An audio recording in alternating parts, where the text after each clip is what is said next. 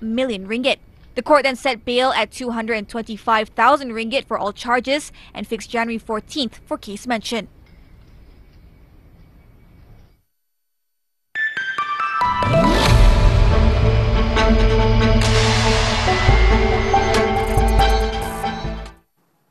Amid external uncertainties, Malaysia's economy continues to show robust growth, expanding by 5.3% in the third quarter of this year.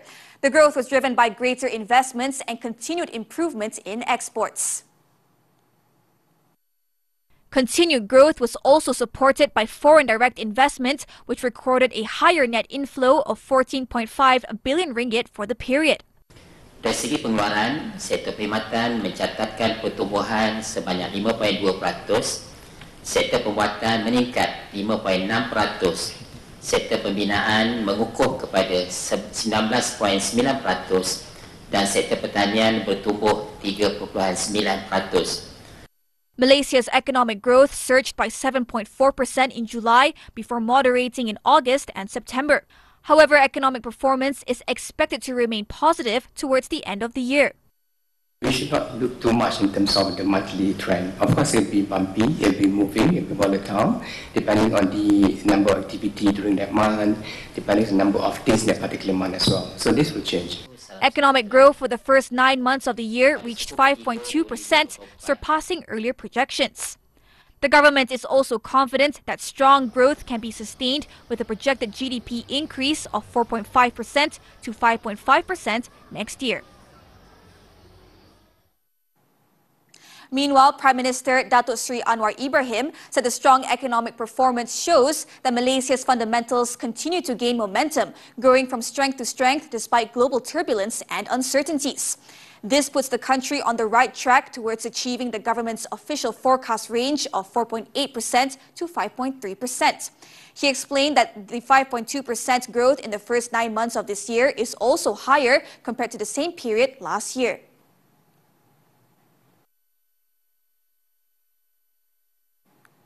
Britain's economy grew less than expected in the third quarter, official data showed on Friday, dealing a blow to the Labour government that has set its sights on growth expansion. The Office for National Statistics said gross domestic product (GDP) grew by 0.1% in the July-September period, a slowdown compared to 0.5% growth in the second quarter. The data covers the period of the Labour government's first few months in office in the lead-up to its highly anticipated maiden budget at the end of October. The figure lagged behind economists' forecasts of 0.2% growth, with analysts partly attributing the slowdown to uncertainty ahead of the budget. It also showed that the economy shrank slightly in September, as separate data this week showed Britain's unemployment rate jumping more than expected, climbing 4.3% in the Q3 from 4% in the 3 months to the end of August.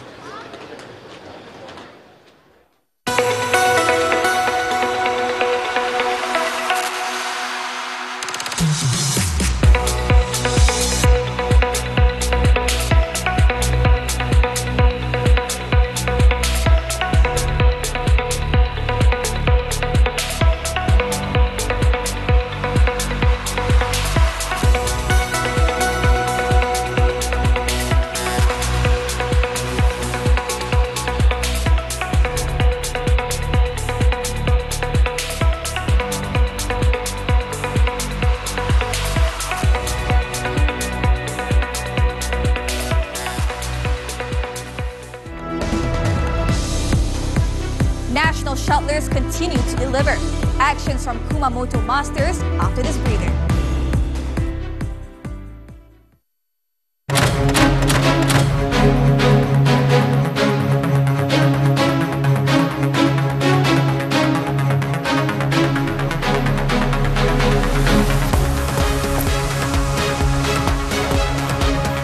Lebih segar, lebih dinamik. Laporan komprehensif menghidupkan pagi anda. Buletin pagi dengan waktu yang baharu. 9.30 pagi setiap hari bermula 1 November.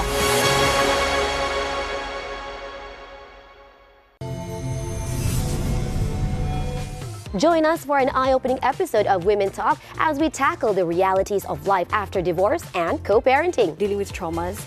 So for me, navigating through it and trying to minimize the future traumas of my son. Right. This is a journey that requires courage and also self-belief. And I think it is important to come back and reconcile with the parts of ourselves that we have lost. 5 p.m. only on TV3. Stream now on Tonton.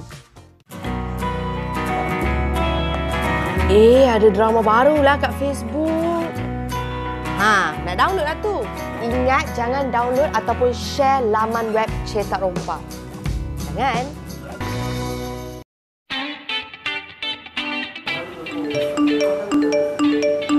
Apa yang diorang misal ni lah? MHI pukul 10? Apa yang pukul 10? Dah pukul 9 Nas, kita dah lambat. Yelah, lagi setengah jam kita bersiaran. Mana sekarang? Tenang, kita kan sekarang dah bersiaran pukul 10 pagi. Ya ke? Ni, dah 9.30 lah. Cepat sikit, kita lambat dah. Awak gimana? Kita kan dah start bersiaran pukul 10. Pukul 10? Ya betul, mulai 1 November, MHI akan mula bersiaran pada jam 10 hingga jam 11 pagi. Jangan lupa terus bersama kami dengan pelbagai perkongsian menarik di TV3. Dan stream melalui Tonton.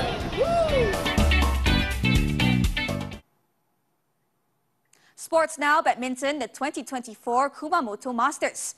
National shuttlers continued their giant killing run at the Super 500 tournament, with 3 of the Malaysian representatives storming into the semi-finals on Friday.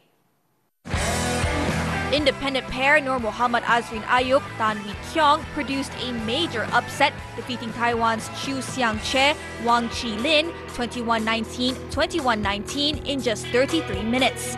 The world number 40 duo will meet former world champions Takuro Hoki, Yugo Kobayashi of Japan in the last 4. In the mixed doubles, Go Soon-hwat and Siobhan Jamie Lai defeated Japan's world number 20 Hiroki Midorikawa, Natsu Saito 21-16, 21-13 in a 35-minute quarter-final clash. Up next, the married couple is set to face Thai pair Dechapol Pabaranukro, Supisara Pausampran, who defeated another Malaysian pair, Pangron Suyin. Joining them was national men's single shuttler Yong Jun Hao. Jun Hao pulled off a sensational 21-17, 9-21, 21-16 win over home favourite Kodai Naraoka. Waiting for him in the last 4 will be Indonesian Jonathan Christie, who defeated Lee Zijia earlier. Earlier, world number 7 Zijia's run in the tournament was dashed by his arch-rival. The independent shuttler lost 12-21, 21-18, 21-18 to Jonathan after a 64-minute battle in the quarterfinals. Mixed doubles pair Pang Ron and Su Yin also shared the same fate as they were beaten 17-21, 16-21 by Thai pair Dechapol and Supisara. The 2024 Ace Malaysia Squash Cup now. National women's squash star S. Siva Sangari proved that she is still one step ahead of compatriot Aifa Azman following a straight sets win over the latter in the quarterfinals on Friday. The world number 9 and top seed looked a bit nervous at the start before getting her act together to clinch a 11-9, 11-3, 11-6 win in 26 minutes. Awaiting her in the last 4 will be world number 28, Georgia Adderley of Scotland. Meanwhile, men's national squash player En Yao Ng also booked his spot in the semis after defeating Spanish Bernat Jaume 11-7, 11-8, 11-8. En Yao will face either Velavan Senthil Kumar or Abhay Singh next for a place in the final. On to tennis, the 2024 Nito ATP Finals. Home favourite Yannick Sinner advanced to the last 4 with a 100% record and eliminated Daniil Medvedev after he defeated the Russian in straight sets on Thursday. The world number 1 gave the Russian no chance of reaching the last 4, beating him 6-3, 6-4 in 73 minutes to finish top of the Ilie Nastase group. The Italian will face the runner-up from the John Newcomb group, a spot currently occupied by Casper Ruud, who will battle against Andrei Rublev in the concluding match of the group. Earlier, American Taylor Fritz also booked his spot in the semi-finals with a hard-fought 5-7, 6-4, 6-3 win against Alex de Minaur. Next up, Fritz will face the other group champion, which is currently being led by Alexander Zverev. Turning to football now, the 2026 World Cup AFC qualifiers. Captain Song Heung-min scored his 50th career international goal in his first national team action in over a month as South Korea defeated Kuwait 3-1 in their Asia Group B clash on Tuesday. South Korea opened the scoring in the 10th minute through Oh Se-hoon's darting header before Son drew a penalty in the 17th minute and converted it moments later to reach the half-century mark. After the break, Kuwait reduced the deficit with a rocket strike from Mohammad Daham at the 1-hour mark. However, the Taeguk Warriors did not hold back and put the game to bed in the 74th minute as Bae Jun-ho slotted home to seal the convincing 3-1 win. The victory marks South Korea's 4th consecutive triumph, keeping them unbeaten atop Group B with 13 points. South Korean opposition leader convicted for violating election law. The details when Nightline returns.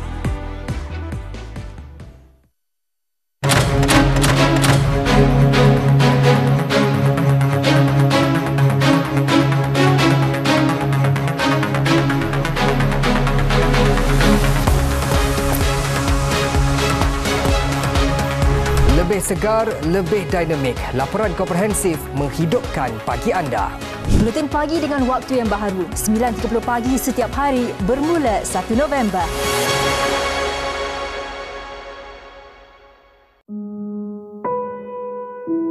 Apabila datang, ia boleh mengambil alih kesemuanya tubuh, minda dan hidup anda. Stres bukan sekadar tekanan perasaan tetapi boleh mengancam kesihatan secara keseluruhan. Kenalilah tanda-tanda stres sejak awal dan bincang mengenainya secara terbuka. Dapatkan sokongan moral dan emosi daripada orang di sekeliling anda serta bantuan profesional di saluran yang betul. Saksikan Hello Doktor Ahad 5.30 petang di TV3. Musim berganti, cabaran terus menanti. Winter in America, the toughest of seasons. Saksikan kisah survival paling epik America's Wild Seasons. Di Sungai Luangwa, pemangsa paling berbahaya bersaing untuk terus hidup. Africa's Hunters musim ketiga. Jangan lepaskan setiap Isnin, Rabu dan Khamis 5 petang di TV3 dan stream sekarang melalui Tonton. Rakit ni kita boleh kata pengangkutan tradisional dan tidak semua rakyat Malaysia ada pengalaman berakit. Sungai ni ibaratkan nyawa saya lah. Pada orang kampung ni dapat tengok sungai pun hilang sekali masalah. Kita cuma tahu cara abah kita berlulu, cara orang kampung dulu kan. Saya tahu, saya memang takkan dapat mengeluarkan babaka yang standing dengan negara-negara luar lah. Tapi saya nakkan lembu yang lahir dekat sini ni antibody dia dah sesuai dekat Malaysia. US President-elect Donald Trump has picked vaccine skeptic and former independent presidential candidate Robert F. Kennedy Jr. as his health secretary on Thursday as he continues to build his new administration. Trump said in a statement he was thrilled to announce Kennedy's nomination. He told supporters at his election night victory party that Kennedy wanted to help make America healthy again. If Kennedy's nomination is ratified by the Senate, he will lead a huge agency overseeing everything from food safety to medical research and welfare programs.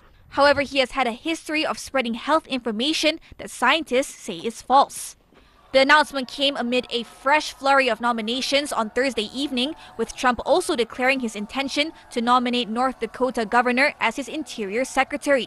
Trump said he would formally announce the selection of Burgum, a former businessman who ran against the president-elect for the Republican presidential nomination, on Friday. South Korea's main opposition leader, Lee Jae-myung, has been convicted on Friday on charges of violating the country's election law and handed a 1-year suspended prison sentence. The Seoul Central District Court found the leader of the Democratic Party guilty of making false statements before the 2022 presidential election in violation of the Public Official Election Act. If upheld, the ruling will strip Lee of his parliamentary seat and bar him from running in the next presidential election in 2027, as the law prohibits him from running for public office for the next 5 years. Lee said after the hearing that he would appeal the court's decision. He told reporters he will be appealing and that it was a conclusion that is difficult to accept. However, Lee, who narrowly lost to President Yoon Suk-yeol in the 2022 election, faces at least 4 other trials after being indicted on several criminal charges, including bribery and corruption.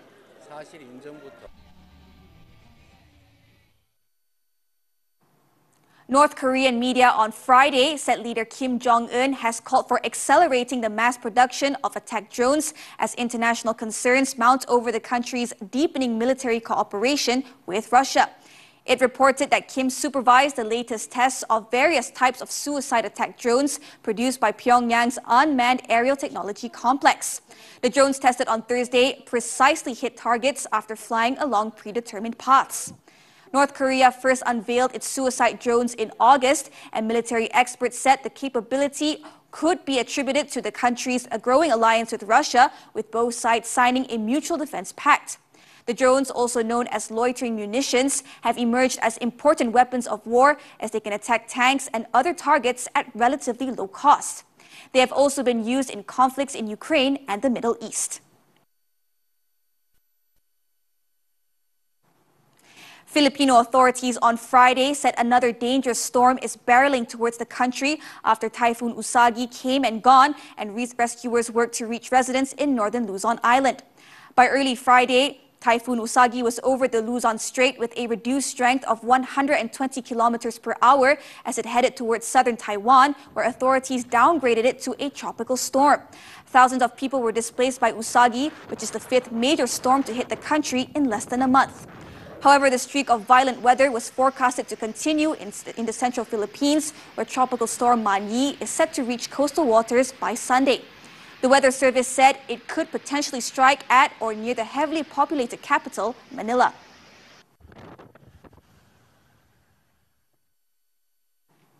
Flouting a UN Secretary Council resolution calling for an immediate ceasefire, Israel has continued its brutal offense on the Gaza Strip, with at least 28 more Palestinians killed in the last 24 hours.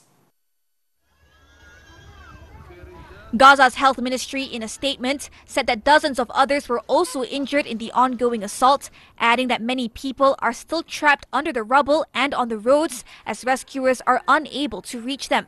The Israeli onslaught has displaced almost the entire population of the territory amid an ongoing blockade that has led to severe shortages of food, clean water, and medicine.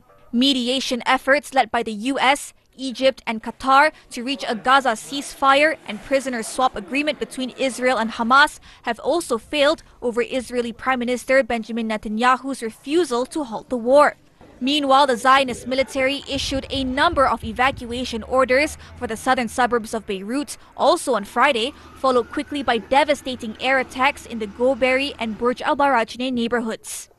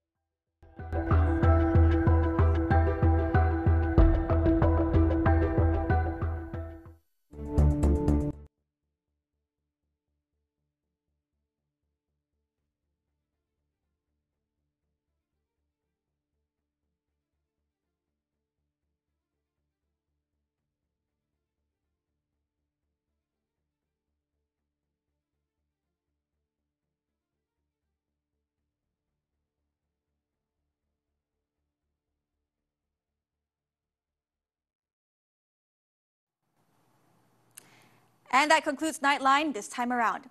Before we leave, let's take a look at the Great World Race, where 2 American runners broke world records in the 160-kilometer Antarctica Ultramarathon. With that, I'm Natasha. Thank you for watching and have a great weekend.